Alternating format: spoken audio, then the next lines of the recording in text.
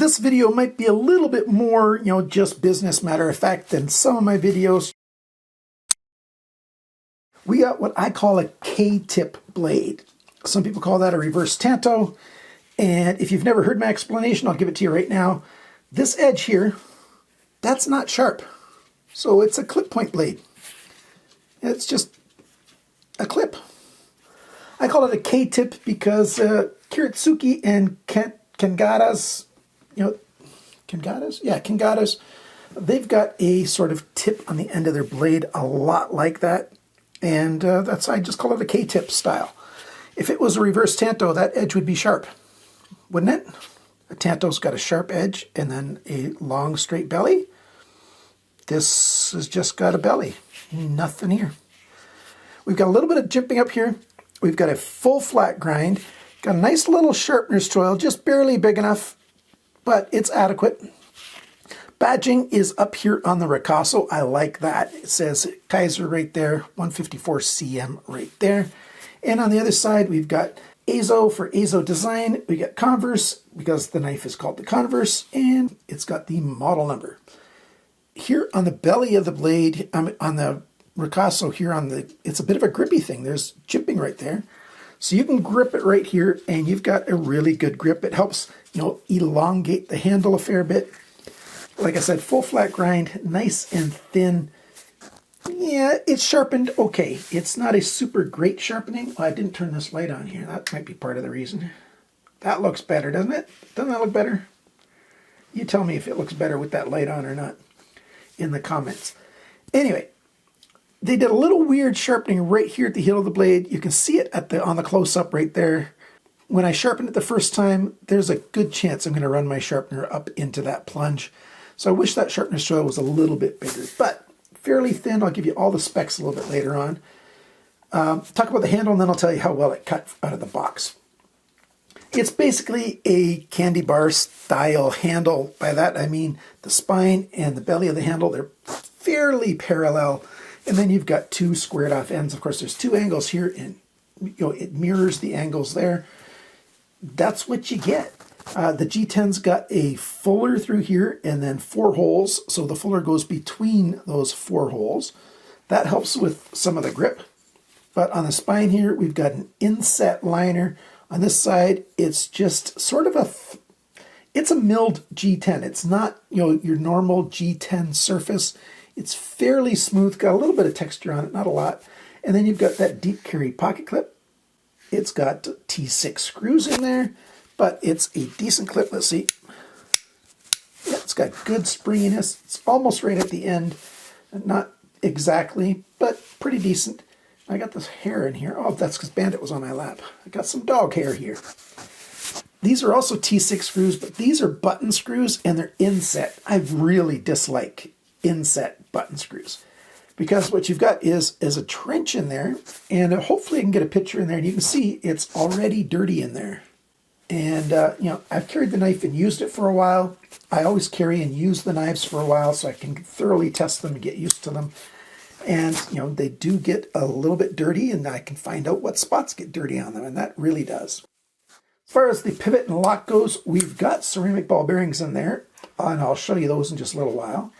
We've got probably a D-shaped pivot pin because on this side there's no, head for a screw. We've got a T8 there. Lock up very much where a new knife should be locking up. Lots of room to wear over, but solidly engaged. No blade play side to side, up and down. Well done. And then good access over here to this lock bar release with that textured top. Easy to get in there and push it over and then close the blade. It works really easily that way. In the right hand, it works just fine.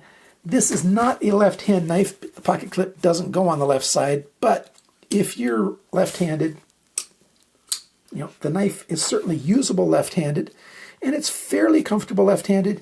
Your fingers do wrap around that pocket clip there, which, it's mildly annoying, not really, but if you don't mind, the pocket clip on that side, it's okay to carry this thing left-handed. At least I don't mind. So that's pretty good. Let's show the pocket clip before I take it apart and show you how it's made. Oh, and then before that, I also have to talk about this. Let's do that first. How well did it cut out of the box? Fairly well. We've got a really precise tip that we can use, if we need to be opening packages and stuff. Fairly long blade. You can put the whole blade down on, not the whole blade, but most of the blade down on a surface. Not if you wrap your fingers around it though, only, if you hold it like this. But with that fuller in there, you can get your fingers in there with the left hand, but most right-handers will put your thumb in that trench. And then, you can use it that way if you wanted to, cut something up, cut an apple up, whatever. You can get down to the table surface. So now let's show that pocket clip in use. Climbs over because it's got that flat end there. Goes to the full depth. It's a decent pocket clip. It holds well, good retention, and it holds deeply into the pocket. And the front flipper, we've got texture up there, and it comes all the way around. You could do the reach over and deploy the blade that way, like I just showed you. Works pretty good. I don't like doing that. I'm not super comfortable doing that, but I just showed you how to do it. See that? Or you can use your thumb and do it that way. Just works just fine. There it is. We've got the captured stop pin right there and a nice trench inside, not open from the front, which is a really good thing. I like that a lot. We've got a black plastic cage and the black ceramic ball bearings. I'm happy that there's 10 ball bearings. Usually on ball bearings this size, there's only 9. They are a little bit small, but that's okay. There's the inset liners you can see there, and of course the skeletonizing where it goes all the way through. But this side also has a little bit of skeletonizing. Oh, I didn't show you the balance point. I'll do that later on. Look what they did on these liners. They took off some of that coating on the full width of the ball bearings, not just where the ball bearings run. If there'd just be a silver line there, that means the ball bearings wore off that black surface. But no, they took off that whole surface. That's a tiny thing, which is a big deal. So Kizer, great for that. That's a good thing. Thank you for doing that. Same thing on this side, and certainly there's a D-shaped pin that you can see there, and this pin's D-shaped as well. Well done. And here's the screws.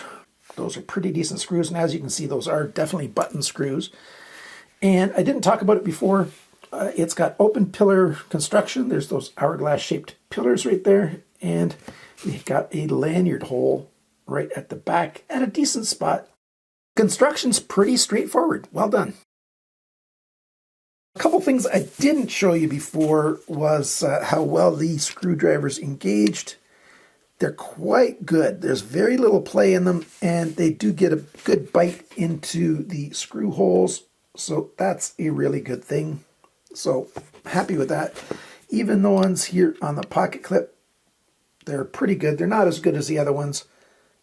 There's a bit of play there, but I took it apart using these two and this one here. So that's okay. Forgot to show you the blade alignment. Pretty good. It's right down the middle there.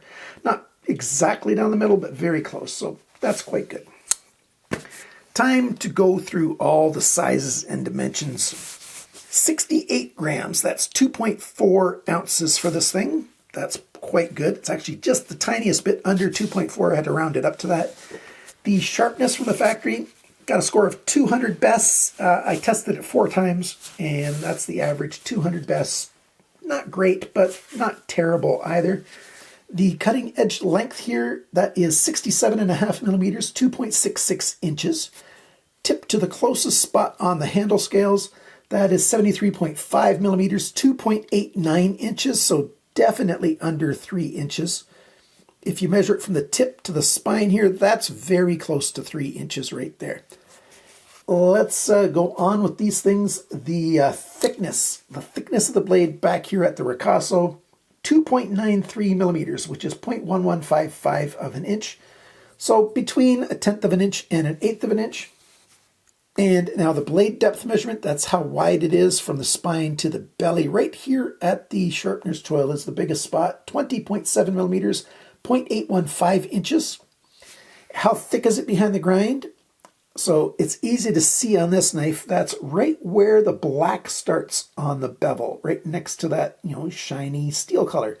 That's the thickness of the blade behind the grind, 0.45 millimeters, 17.5 thousandths of an inch. That's quite good. And the grind angles, this side's got an average of 21 degrees even. This side's got an average of 17.2 degrees. It started at 16.1 back here, ended at 18.3. That's 2.2 degrees of change along the length of this guy. This side started at 21.3 degrees, ended at 20.7 degrees. That's 0.6 degrees of change along the length. So it's sharpened better than mini knives, but I still don't call that all that good. Now for the handle length measured, straight across this way, 99.2 millimeters, 3.9 inches. So it's not tiny, but it's not big either.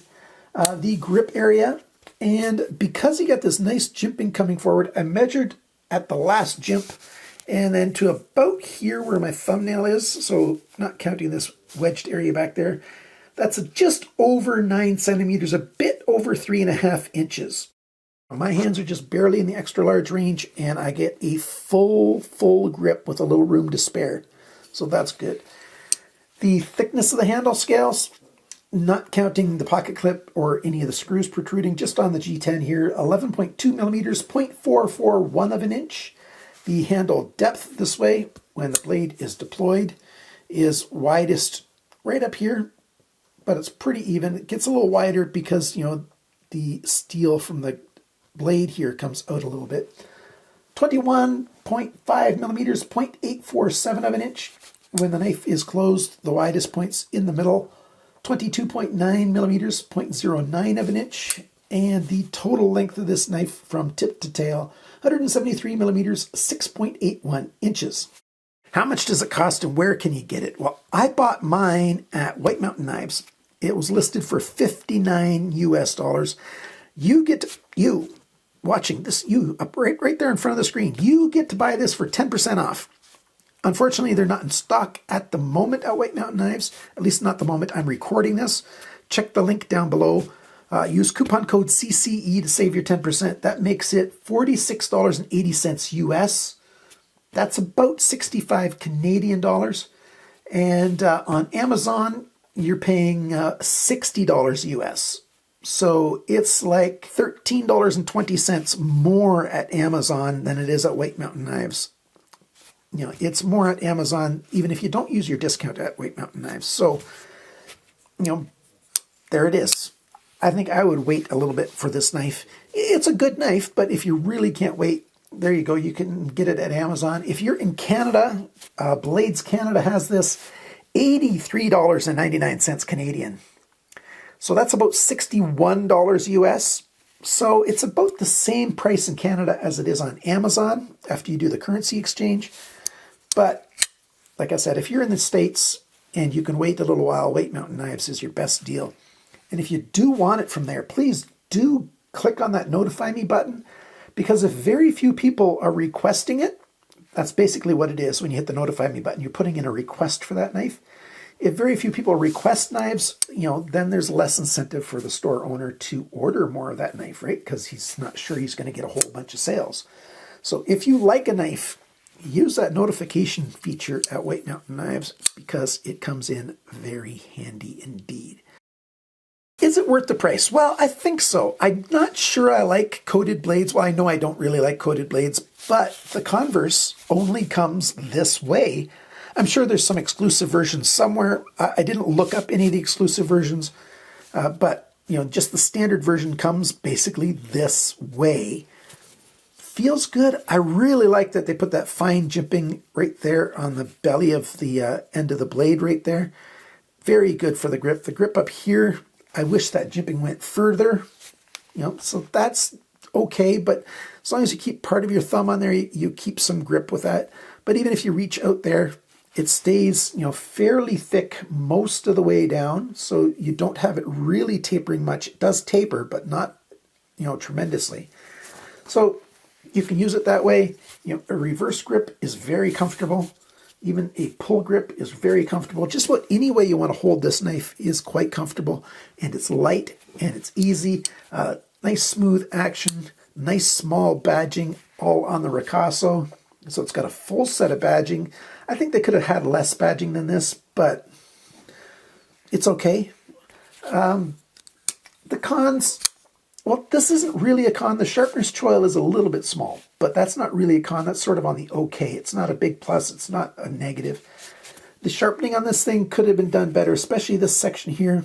So clearly, you know, they put extra pressure just after they were past the ricasso, past the sharpener's choil, I should say. They put more pressure on. That's why there's, you know, the belly, and then it comes down a bit of an angle right there because they didn't press really hard to do that. They didn't do even pressure all the way to the heel. But it's not an expensive knife, so I'm not really complaining that much about it. I will say, like I said, more jimping, please. But, yeah, not bad. Oh, the only other thing, I really dislike T6 screws that are recessed. They could have used, hopefully Kizer, you know, finds a way to make screws a lot like, you know, Civivi does, or some of the other brands that make nice flush screws. That would be very, very welcome. And they could have made this a right and left knife. Even with this fuller in here, I think they could have made a way to use a pocket clip on this other side. Would they have to change some things? Sure. But I think they could have done that. And I think, you know, the 10% of lefties that are out there deserve to get nice knives too, don't they? I'm sure the lefties will agree. But it's a nice looking knife. I like it. Do you have one of these? What do you think of it? Leave it in your comments below. Thank you to my financial supporters, those who send me money every single month, either on Patreon or YouTube memberships. I appreciate your help very, very much.